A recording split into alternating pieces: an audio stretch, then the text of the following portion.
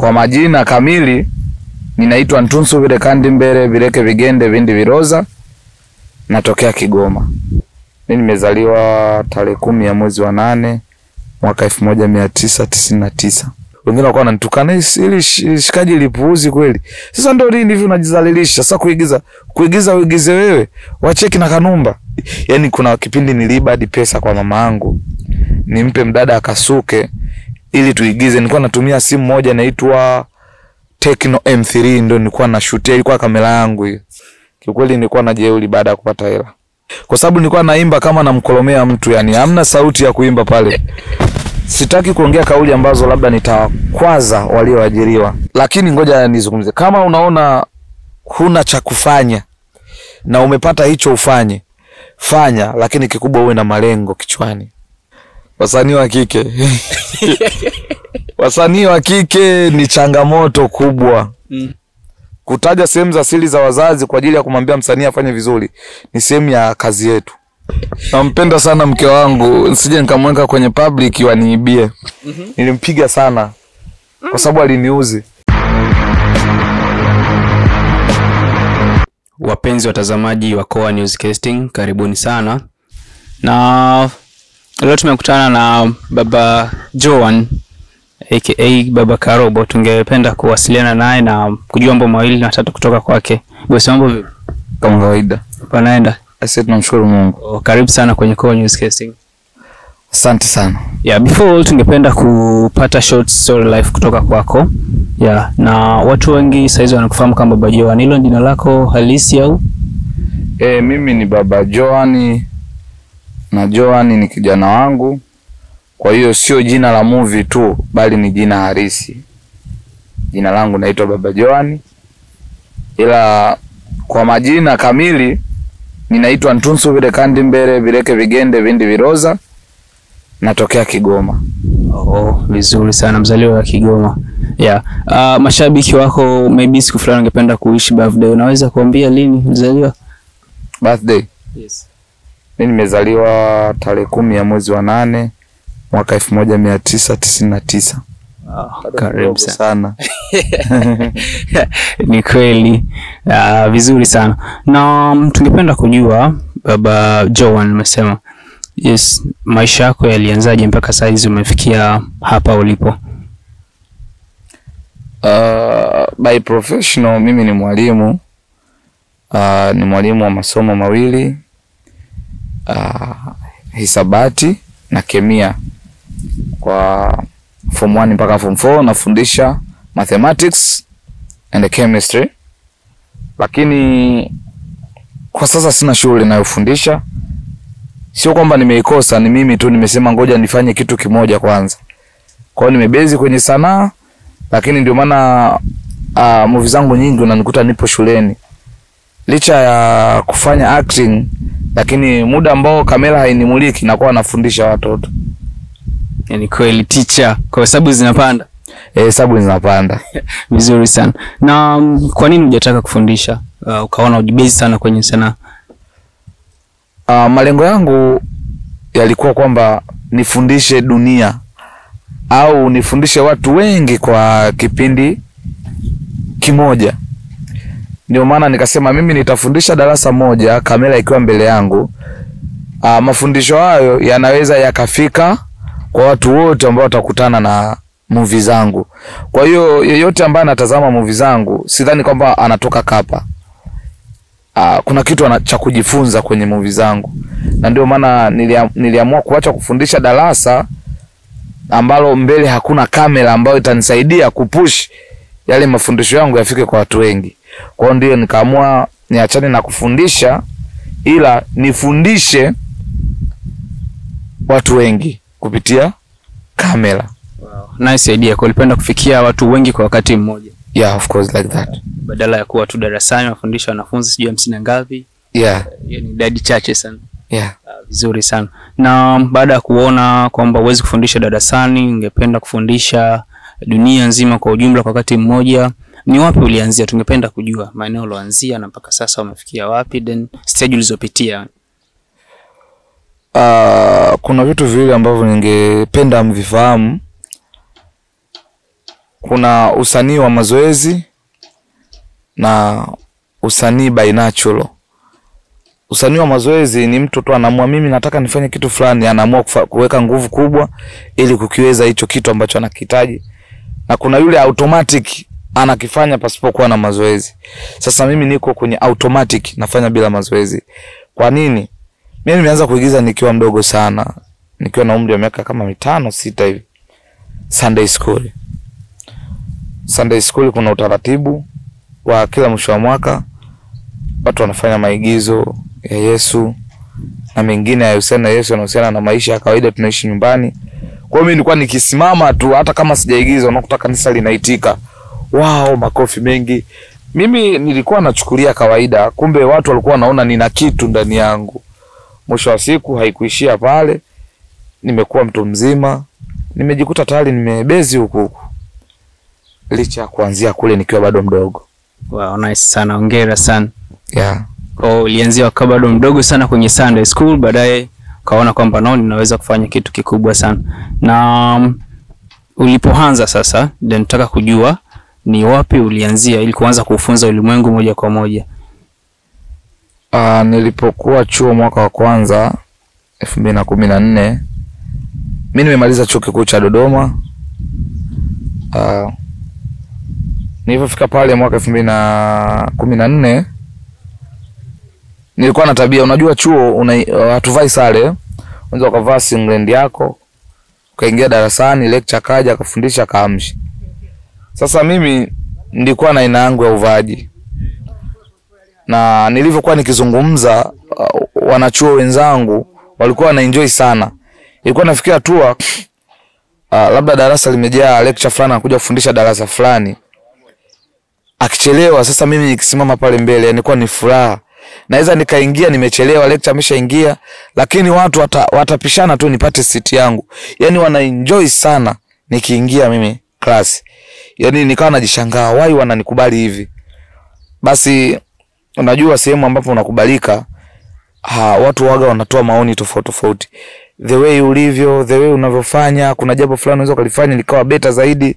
Kwa hiyo wakajitokeza watu wakaniambia bana, kuna mtandao wa YouTube ukifungua kwa na post hivi vitu ambavyo unavifanya hapa mbele ya darasa, inaweza kaa kitu hapo baadaye. Mimi sikutaka kuamini, lakini ushauri ukawa mwingi sana. Kabidi nifunguliwe account ya YouTube, ilikuwa nikufungua ni free sana. Nikufungua email na vitu vingine basi. Nikatupia kipande kimoja niko na tafsiri. Kile kipande kilitembea sana. Nikapata viewers 100,000, yani 100K. Ni wengi sana kwa kipindi hicho. Basi nilikuwa nilivyorudi nyumbani likizo, kila mtu si ndio huyu, si ndio huyu, si ndio. Basi mimi nikajiona ndo nimeshakuwa stani, ni mbona hivi? Kwa hiyo mimi nikawa nafurahia tu vile wanavyosema si ndio huyu, wengine hadi wananiomba picha. Sasa ule ujiko ulikuwa unanipa wale mashabiki, ukanifanya niongeze juhudi. Sasa mimi nilikuwa naongeza juhudi ili niombwe picha, na sio kuongeza juhudi ili nifanikiwe baadaye. Nilikuwa sina hilo wazo kabisa. Yeah. Kwa hiyo niliongeza juhudi angalau ili uweze kuombwa picha wewe maarufu mtaani. Of course mimi niliongeza juhudi za kufanya maigizo ili mtaani niombwe picha, na sikuongeza juhudi ili nisifiwe nipate mafanikio. Sikuwa nayo mawazo. Idea kupata mafanikio ilikuwa haijaja kabisa? Hapana, mimi nilikuwa siwazi kwamba kuna mafanikio huko mtandaoni. Nilikuwa siwazi kabisa. Kwa hiyo mimi nilikuwa nafanya ili kwanza niliokuwa nao vijana nilikuwa nao mtaani, tumekuwa pamoja. Wengine walikuwa wananitukana, ili shikaji lipuuzi kweli. Sasa ndio nini hivi unajizalilisha? Sasa kuigiza uigize wewe, wacheki na Kanumba. Mimi mradi tu kuna wengine walikuwa wanani appreciate, mimi naongeza juhudi. Yaani kuna kipindi niliiba hadi pesa kwa mama yangu, nimpe mdada akasuke ili tuigize. Nilikuwa natumia simu moja inaitwa Tecno M3, ndio nilikuwa na shoot, ilikuwa kamera yangu hiyo 2015. Usimali sana. Nduka iba pesa. Niliiba. Yule dada nimwambia Bernadetta, samahani nimemtaja jina, ila popote alipo na yani ajue tu na appreciate sana. Maana ni mdada ambaye alinipaga nguvu sana. Cheupe akina tadoa. Nikamwambia Bernadetta, twende tukashuti, kuna idea nimeipata. Mimi nachezea PC, alafu wewe unanyata, unaniibia. Umeona? Akaniambia mimi bana nywele zangu ziko ovyo ovyo, sina hata hela kusuka. Nikamwambia kusuka bei gani? Akaniambia 3000. Nikamwambia 3000 kuna kwa mama pale niliona 8000. Basi nikapita Ndichi nikaingia mpaka chumbani kwa bi mkubwa. Nikachukua ile 3000, nikamwambia akasuke uje tushuti. Akaenda akasuka, tukaja tukashuti, mradi tu ile idea nisije nikaacha kuishuti. Hivyo yani. Yaani kuna vitu vingi lazima utavipitia kwenye njia zako za sanaa. Na baadaye mama alivyouliza hiyo hela yake ulimjibu?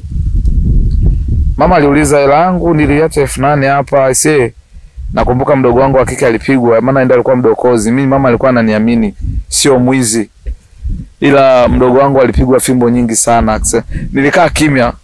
Ila kwa baadaye baada ya kuona nimefanikiwa hata nikizungumza hakuna lolote, nilikuja nikauzungumza ukweli. Nikamwambia mimi ndo niliiba ile hela.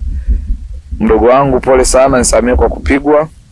Ila nilimpa 200,000 ya samani. Kwa hiyo 3000 ikarudisha 200,000. Nilimpa kwa sababu nilimpa mdogo wangu aliyepigwa fimbo kwa sababu yangu. Ukawa umempa pole. Yeah. Na mama? Mama amekula hela nyingi sana. Mamangu naishi naye kabisa kwangu. Mpaka leo hii tunavyozungumza. Yeah. Vizuri sana. Kwa hiyo ile 3000 imekuwa zaidi ya 3000 sasa hivi. Yeah, of course. Kweli. Na baada ya hapo sasa idea zilikujaje za kuanza kupata mafanikio na kuongeza kazi zaidi? Wanakuambia uweze kufanya kitu kizuri bila kuwa na uzoefu nacho. Kwa hiyo baada ya kuwa mzoefu katika sanaa, nikaanza sasa kuangalia kwamba watu wananiambia kuna pesa nini. Nakumbuka hela ya kwanza niliyotoa YouTube ilikuwa 230,000. Nilitoa pale Kijitonyama pale kuna Western Union iko pale mkabala na Mwangatawa pale. Mwangatawa hivi pembeni kuna Western Union, ndo nilitoa hela yangu ya kwanza 200,000 na shilingi 38. Kiukweli ile ndio ilikuwa hela yangu ya kwanza kubwa kuishika mkononi, zaidi ya zile nilikuwa nalipia ada. Umeona? Kiukweli jeuri ya pesa ipo. Nilipopata ile pesa nilikuwa natembea nimevimbisha kifua. Natamani nimwage nyanya za watu niwalipe. Nilikuwa naangalia hizi zinafika hata 20,000 nimwage tu afu nimpe. Kiukweli nilikuwa na jeuri baada ya kupata hela. Na hiyo ya kwanza ulioitoa ulikuwa kuna labda gharama yote ulikuwa umefanya kabla au? Gharama gani? Kujichetua tu, nilikuwa najichetua sana chuo. Nilikuwa najichetua sana. Okay. So kabla tujaenda mbali tungependa, kuna vijana wengi sana mtaani ambao wana talent na wanafanya vitu lakini hawajui jinsi gani wanaweza kutoka. Sijui unaweza kuwashaurije? Unajua kuwa na talent tu peke yake haitoshi. Upate nafasi ya kuonesha hiyo talent yako. Baada ya kuonesha, kile kitendo cha watu kusema anajua inajengaga mtu mwenye kipaji. Najua nafanyaje sasa nifanikiwe kupitia kujua kwangu. Kwa hiyo unakuta anajiongeza mwenyewe. Kwa hiyo ugumu uko kuonesha. Ndio maana watu wengi kwenye makuru ya sanaa hawaji kwa niaba ya kuja kuchukua hela, kwamba nifanye kazi nipate hela. Wanakuja kwa niaba ya kuonesha walichonacho ili baadaye watengeneze pesa. Kwa hiyo mimi binafsi napenda sana kuchukua vijana. Ila nikishajiaminisha huyu ana kitu, mimi nitafanya juu chini, nitatunga story kuhusiana na kitu chake. Akipokelewa namwambia sawa, kila laheri. Kajitegemee. Tayari ashakuwa na mashabiki, anaweza kufanya jambo. Ni kweli, vizuri sana. Na ninapokumbuka Baba Joan, kipindi nilikuwa napitia account yako nyuma sana, nilikuta kuna nyimbo kadhaa hivi like ulianza kwa kuimba, lakini sasa tunakuta kuna movie. Sio, unaweza kutuambia nini kuhusu hilo? Wewe na nyimbo nilifuta. Itakuwa ifuta hivi, lakini mimi nakumbuka kuna muda niliwahi kuziona. Nimefuta, zilikuwa nyimbo 3, nilizifuta zote. Kwa sababu nilikuwa naimba kama namkolomea mtu, yani hamna sauti ya kuimba pale. Ndio maana niliacha nikakimbilia zangu tu napopaweza kwenye kuigiza, nikilia, nikileta hisia, mtu anasema kuna kitu hapa. Nilikuwa naimba hiyo sauti ile uko unalisikiaje? Ni sauti la hovyo. Yaani jamani, hauruhusiwi kujikataa, lakini kwa uimbaji ule nilioanza nao, mwenye nilikuwa nikijiangalia nalia kwa uchungu, nasema kwa nini nienda kujizalilisha? Na nilijizalilisha kwa kweli. Bora umezifuta. Nilizifuta. Sasa tungependa kujua saizi kuna timu unafanya nayo kazi. Unaweza kuzungumzia nini kuhusu hiyo timu? Ni vijana wamewachagua mtaani, then tunaweza kusema ni company fulani au? Mimi kweli watu wote niko nao hapa, sina ndugu hata mmoja. Ni vijana walinitafuta kwa namna yao. Alipofika nikakosa namna ya kuwakataa. Nikaanza kuishi nao. Na wengine wanasema tayari nashukuru kwa msaada, nimefanikiwa hapa. Nataka nikajitegemea. Wengine wameenda kufanya biashara zao, kutumia brandi, wanafanya biashara zinaenda. Inshallah Mwenyezi Mungu anabariki. Basi hivyo tu, hamna tajipya. Wow, vizuri sana. Hongera. Nafikiri wanakoenda wanakumbuka wapi tulianzia na tupata msaada kutoka wapi. Okay. Na vipi maandalizi ya scripts? Then unazifanya wewe au nini? Scripts. Mimi kila kitu ni mimi ndugu yangu. Yaani everything in the ichi, yani director, mtunzi, everything ni juu yangu. Lakini sasa hivi na kijana mmoja anaitwa Rahasa. Nimemkabidhi majukumu makubwa sana. Mimi naandika na maliza script, naambia katoe script, utakuja kudirect wewe, kwa sababu kipindi naandika lazima awepo. Atoa idea, akipitisha najua ni wenyewe. Akiona mbona hapo itakuwa imekosa continuity na hivi, naachana nao nawaza tena upya. Hivyo. Vizuri sana. Kwa at least umegawa majukumu hapa, naona mzigo umepungukia. Kwa sasa nibidi nigawe majukumu nisije nikapasuka nikafa. Ni kweli, kugawa majukumu inakuwa ni vizuri. Na tungependa kujua kazi yako kama tangu wakati ulianza kufikia sasa, ni kazi gani ambayo imeenda sana, au unaona kazi ambayo imefanya jamii kutambue kwa kiasi kikubwa sana? Kwanza kabisa mimi kubwa zaidi ambayo ni kubwa kushinda zote ni Mwalimu Mgeni. Ila iliyoanza kunitambulisha ni ile ya Mlembo Nyoka. Ile ya Mlembo Nyoka nilishuti low budget, pesa ndogo, nilikuwa nahudumia tu nauli za wasanii na chakula, labda na kulipia sehemu za kushutia kidogo. Kidogo mtu anakuomba 10,000, 5,000, ndio nilikuwa nalipia hivyo. Mlembo Nyoka ilinitambulisha, lakini kazi kubwa ambayo sijawahi kuifanya zaidi ya ile ni Mwalimu Mgeni. Na kazi ya pili ni Baba Yangu Kipofu. Hizo ni kazi ambazo Mlembo Nyoka ilikutambulisha, lakini Mwalimu Mgeni zimekukuza zaidi. Mwalimu Mgeni imenikuza zaidi, ambapo nilienda tu sijaweka matangazo, nimeenda mpaka Mpanda huko Sumbawanga huko.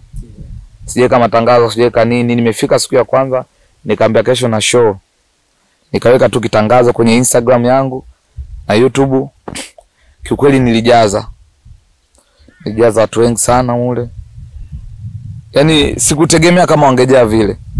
Nikasema kumbe tayari jina limeshakuwa kubwa. Kama nimeongea tu kwenye media leo, kesho nimeenda uwanjani watu wamejaa vile, basi exact jina limeshakuwa kubwa. Nzuri sana teacher. Na mimi ni teacher lakini sasa kuna kitu ulikitaja mwanzoni kwamba ukupenda kuajiriwa, ulipenda kujiajiri. Sasa ungependa kushauri nini sisi pia na teacher ambao bado tumeajiriwa? Sitaki kuongea kauli ambazo labda nitakwaza walioajiriwa. Lakini kuna mzee mmoja simjui kwa jina, kuna clip yake inatembea sana. Au jina lake umelihifadhi? Simjui kwa jina kiukweli, ila clip yake niliona. Alisema kuajiriwa ni ndoto ambayo siku ukiamka usingizini ukaigundua, unaweza ukajipiga makofi ukasema kwa nini nimeajiriwa.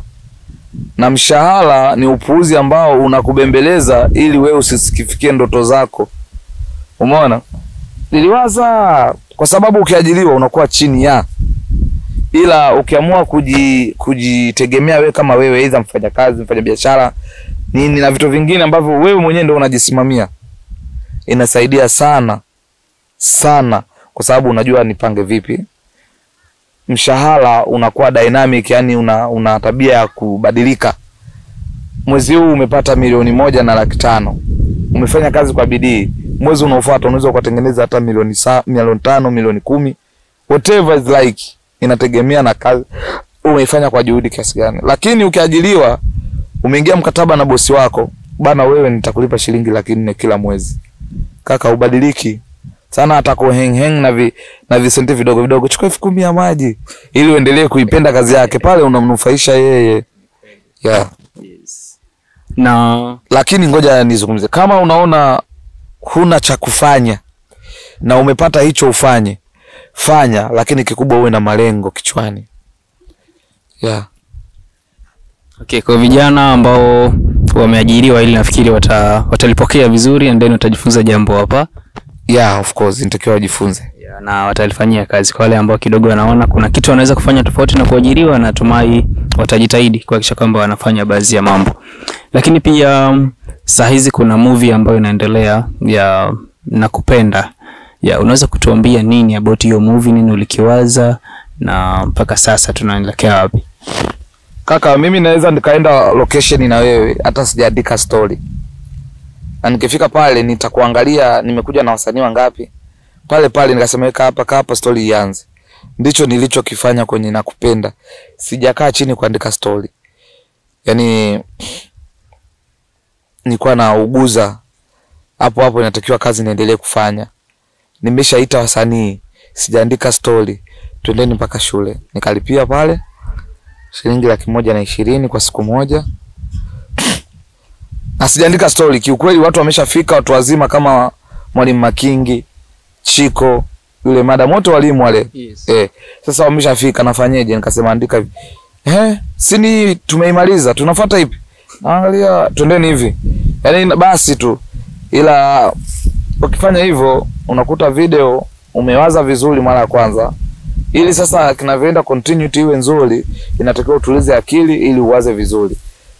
Nikashindwa kutuliza akili kulingana na kwamba nimeuguza, na hatimaye niliyemuuguza Mungu kampenda zaidi. Nimeenda msibani, tumemalizana na hilo swala. Nitakiwa nikae chini sasa niandike story upya nzuri ambayo nitatuliza ubongo ili mashabiki nisiwakwaze sana. Pole sana kwa janga lolipata na msiba uliopata. Nafikiri mashabiki wamelisikia na wengi wametoa pole sana kwako. Asante sana. Hata hivyo, kati ya scene ambazo umezirekodi za story iliyoandaliwa tayari na hizo ambazo unaandaa moja kwa moja, ipi unaona mara nyingi zinakaa vizuri? Nikikaa nikiandika inakaa vizuri kwa sababu ule msemo unaosema fikiri kabla ya kutenda una maana sana.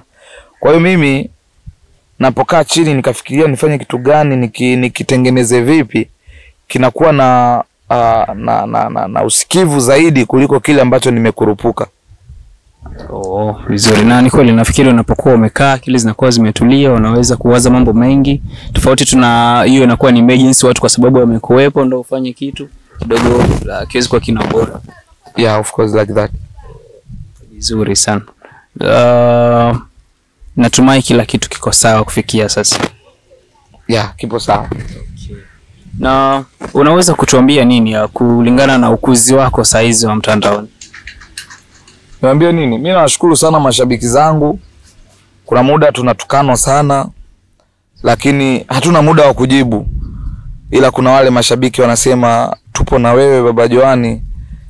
Tulikuwa na wewe, tupo na wewe na tutakuwa na wewe. Waga wanatusaidia sana kuwajibu wale wapuuzi wachache wanaotutukana pasipokuwa na sababu.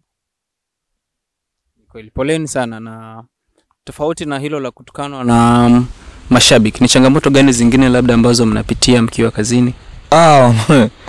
Wasanii wa kike.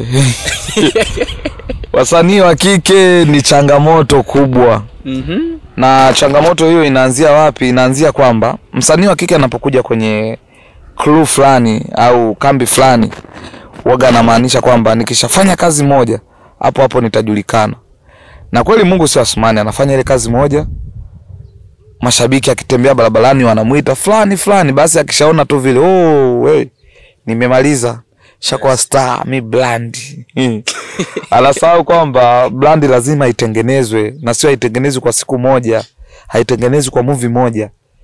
You have to struggle. Ya lazima upambane. Sawa, anajulikana. Nimeshapata nilichokuwa nakipambania. Hajui amefuata nini kwenye sanaa. Akishajulikana anaona inatosha. Na sisi tukiona unatuzingua, tunapiga chini, tunatafuta wanaojielewa. Tutakutana nao tu wapo. Ila kwa wanawake wanaojielewa ni wachache sana. Kwa hiyo hapo changamoto ni kwamba wanakuja wakiona kidogo brand imetokea hiyo ndogo kwa muda mfupi, wanatimua. Asaya haraka mno. Yeah. Kuna nyingine tofauti na hiyo? Changamoto nyingine? Changamoto zipo nyingi, huwezi kuzielezea zote. Ni kweli. Na poleni sana kwa changamoto hiyo. Then nini sasa unakifanya ili kuhakikisha kwamba, maana kwenye movie lazima uwe na characters wote, wa kike wa kiume, hiyo inasaidia kwenda. Sasa maybe mlikuwa mnaandaa movie, imetokea huyo wa kike ameenda, nini unaweza kufanya? Tunamuua, anakuja ukaa mwingine. Tunamuua, hamna kitu kingine. Tunamuua, anakuja mtu mwingine. Maana tukisema tumbembeleze tutafeli. Maana tutatumia muda mwingi kumbembeleza huyo binti aliyezingua, alafu kazi inasimama. Na comment nyingi tunazoziona kwenye kazi zetu, mbona mnachelewa, mbona mnachelewa? Tunashindwa namna ya kuambia wote bana, hivi changamoto tunazozipitia location mnazifahamu nyie? Acheni hizo. Poleni sana kwa changamoto hizo. Lakini sasa inakuwa ni rahisi kupata mwingine ambaye labda ana uzoefu, anaweza kufanya vizuri, ambaye tayari amefit kama huyo mlokuwa naye? Kaka, yani huku kwetu ni vile Mungu amekuumba na ukilema, lazima atakupa mwendo wa kutembelea huo ukilema. Kwa hiyo anapozingua mmoja, kuna mwingine anainuka tu, anakuja huyo hapo. Tena asumbui, maskini ya Mungu, mtoto wa watu. Labda baadaye vija hivyo vimapepo na yeye kichwani vimvae. Eti vimapepo. Poleni, tunaelewa sana. Lakini kwa wasanii wa kiume wazingua? Hakuna msanii wa kiume anayezingua location, isipokuwa tu wale ambao wanasikiliza maneno. Unajua mwanaume, unapokuwa mwanaume umeumbwa kupambana. Kwa hiyo kama utayumbishwa na maneno anazungumza bana, kwa fulani halipi, yuko hivi, wewe hujaja mimi nikulipe, wewe umekuja kukuza ulichonacho ili ujipambanie. Hapa kama shule, unajua yani kwenye crew yoyote ya sanaa ni kama shule. Njoo ufanye vizuri ili ufanikiwe. Umenielewa? Ndio. Na shuleni unaenda unalipa ada, unachapwa fimbo, unafanya vipi, unafanya adhabu, na bado unalipa ada, lakini hawakupi ajira wao. Fanya vizuri, faulu mitihani yako, uende chuo, ufanye vizuri, ufaulu mitihani yako, uende kuajiriwe. Alikadhalika na huku ni hivyo hivyo. Tofauti ya kule na huku, huku hauchapwi fimbo, ila utatukanwa tu. Kutaja sehemu za asili za wazazi kwa ajili ya kumwambia msanii afanye vizuri ni sehemu ya kazi yetu. Foleni sana. Ndio hivyo. Okay, sawa. Tumezungumzia sana kazi ya Baba Joan kwa muda mrefu, lakini sasa tungependa kujua kidogo maisha ya familia yake. Amesema anaitwa Baba Joan na Joan ni mwanae. Sasa tungependa kujua alioa lini, mke wake ni nani, ana watoto wangapi. Nafikiri uko tayari kwa kujibu maswali hayo. Karibu basi. Kukutajia mke wangu sitaki. Nampenda sana mke wangu, nisije nikamweka kwenye public waniibie. Unaogopa kuibiwa? Mimi naogopa sana kuibiwa. Unajua yule mwanamke ni mwanamke ambaye amenisupport sana katika maisha. Sasa nitakapoanza kujidai mke wangu mzuri, naanza kumwanika kwenye public, waoni sio watu wazuri. Watasema huyu Baba Joan anatuvimbia, ngoja tumuoneshe, wananizunguka kwenye mbuyu. Sasa mimi nikishagundua unanizunguka kwa sababu nimefanya vile, sikuachi, ndakuua. Sasa ili kuepuka kuua, ni bora tu nisimposti mke wangu. Ila nina mke na amenizalia watoto wawili, inshallah. Namshukuru sana. Vizuri sana. Nampenda sana mke wako, lakini jamii hawatamuona. Wangetaka kusikia mke wa Baba Joan anaitwa nani, labda jina lake ni zuri kama anavyosemwa ni mzuri? Kiukweli hadi nimeshasahau jina lake. Maana kwenye simu yangu nimemsave jina My Sweetheart. Jina lake nimelisahau kidogo kwa kweli. Yaani moyoni mwangu mimi napenda tu nimuite My Sweetheart. Yaani hadi jina lake nikimuita jina lake kama namkosea heshima. Kwa unaona utakuwa umemkosea heshima sana kumuita jina lake. Bora muite My Sweetheart. Sweetheart ndio jina ulokariri ulompa kwa sasa. My Sweetheart. Yaani Sweetheart, yaani ni kitu kizuri cha moyo. Unajua kupata mwanamke ambaye hakupi stress ngumu. Japo kuna muda tunakosana, lakini uwaga anazingatia sana. Unapokosana na mwanamke wako, hakikisha hayapiti masaa 24 hamjapatana. Sasa mke wangu hata tupigane, anazingatia sana ile masaa 24 asizidi kabla hajaja kuniongelesha. Akinuna na mimi nanuna, nasubiri naangalia hekima yake vipi. Atarudi kunisemesha, nisamee mume wangu, nimepesi sana kupiga goti kuomba msamaha. Asiporudi? Haijawahi kutokea na siwezi kuizungumzia hiyo asiporudi. Maana haijawahi kutokea. Kuna siku nimempiga hadi nikasema huyu anakusanya vilago vyake anaondoka nyumbani. Nilimpiga sana kwa sababu aliniuzi. Lakini maskini ya Mungu, mume wangu nilikosea. Nikaenda mpaka Mlimani City nikamwambia chagua unachotaka. Usiogope. Akataka kwenda kwenye ice cream. Nikamwambia ice cream wewe ni mtoto. Hebu ulikuwa unasema nini? Kuna vitu fulani hivi nikisitaki kuvitaja. Okay. Nikamwambia twende uchukue. Unasema kweli? Nikaenda nikamchukulia. Nampenda sana my wife. Yaani ni mtu na nusu. Ya, kwa wanawake wa sasa. Ndio maana sitaki kumweka sana public. Ya vizuri sana. Na unawashauri nini vijana wengine ambao tayari wameoa, wanaishi kwenye ndoa? Unaweza kuwasaidiaje hasa kwenye hatua hiyo? Siwasaidii kitu, wenyewe ndio wajisaidie, watumie akili. Si wameumbwa jamani. Mwanamke ishi naye kwa akili, tumieni akili zenu, ishi nao vizuri. Jamani, tumieni akili zenu, ishini na wanawake zenu vizuri. Wewe si teacher lakini? Ndio mimi ni teacher lakini si nimeacha. Sasa hivi mimi ni msanii. Yaani unaongea na mimi sio kama teacher, unaongea na mimi kama msanii wa uigizaji. Vizuri sana. Natumai watatumia akili ili kuishi nao vizuri. Na yes, umesema watoto wawili. Wa kwanza anaitwa nani? Wa kwanza anaitwa Joan, huyo Joan. Joan ndo wa kwanza. Na wa pili? Anaitwa Benson. Unajua nini boss? Yes. Mtaani nilikuwa nikipita mtaani kauliza swali moja kuhusu, then mashabiki wengi walikuwa wanafikiri pia hata Karobo ni mwanao. Karobo sio mtoto wangu. Karobo aliletwa na wazazi wake kwangu kwamba mwanetu ana kipaji, tunaomba ufanye hivyo. Nakumbuka mama yake alivyomleta alisema hata kwa pesa yote mimi nitakulipa. Nikasema mama, mimi nikisema nitaje pesa kwa ajili ya kuinua kipaji cha mtoto wako utanilipa kulingana na unavyoniona na hali yangu, naomba useme chochote. Nikasema jifikirie mwenyewe tu utanipa. Akaniletea 1,500,000. Nikasema mbona amenipa hela kubwa? Mimi angeniambia taja ningemwambia hata 500,000, 400,000. Lakini kaita 1,500,000 nikasema wewe unakusudia, ndo nikamwandikia historia ya baba yangu kipofu. Ikawa na baraka pia na ikaenda. Vizuri sana. Kwa hiyo Karobo sio mwanao kumzaa. Karobo sio mwanangu wa kumzaa, ifahamike hivyo. Karobo ni binti yangu kwa sanaa tu. Vizuri sana. Hiyo imeenda. Nafikiri mashabiki ambao walikuwa na dugudugu kuhusu hilo wamepata majibu. Na ningependa pia uweze kuambia mashabiki kuhusiana na kitu kinachoendelea saa hizi, cause kwenye sini hizo zote za hivi karibuni nafikiri hujaonekana sana. Nimeonekana mbona? Sio sana kama kawaida. Hadi kwa sababu nilikuwa busy. Simemwambia nilikuwa na muuguza mzee wangu. Na hatimaye ameondoka duniani. Nimeanza naye toka 2024 mwezi wa 11. Ndio maana ndio sababu ya kuacha baba yangu kipofu kuishia episode ya 55. Maana ilikuwa imeandikwa mpaka episode ya 77. Ila nikaamua kuikatisha ili niwe busy na mzee, nikipata muda na shoot hizo narudi. Lakini kwa sasa Mungu alitoa na Mungu ametwaa. Jina la Mungu libarikiwe. Tumelimaliza hilo, nalo limepita. Ninakaa chini naandika story mpya. Naomba mashabiki zangu kaeni kwa kuwait na kuja na kazi mpya ambayo nakaa chini niandike vizuri ili niwaletee kitu ambacho moyo unataka. Asante sana boss. Tumekuwa na Baba Joan hapa kwa muda mrefu na tumezungumza mengi, mpenzi mtazamaji wa Kawa Newscasting, na tumai umekuwa na majibu ya maswali kadhaa ambayo umekuwa ukijiuliza sana kutoka kwake. Ameweza kutujibu maswali mengi. Hata hivyo tungependa kusikia neno la mwisho kutoka kwake kuelekea mashabiki zake. Boss, unawaambiaje mashabiki wako? Mpende anayekupenda, asiyekupenda achana naye. Nawapenda sana mashabiki zangu ambao mnapenda kazi zangu.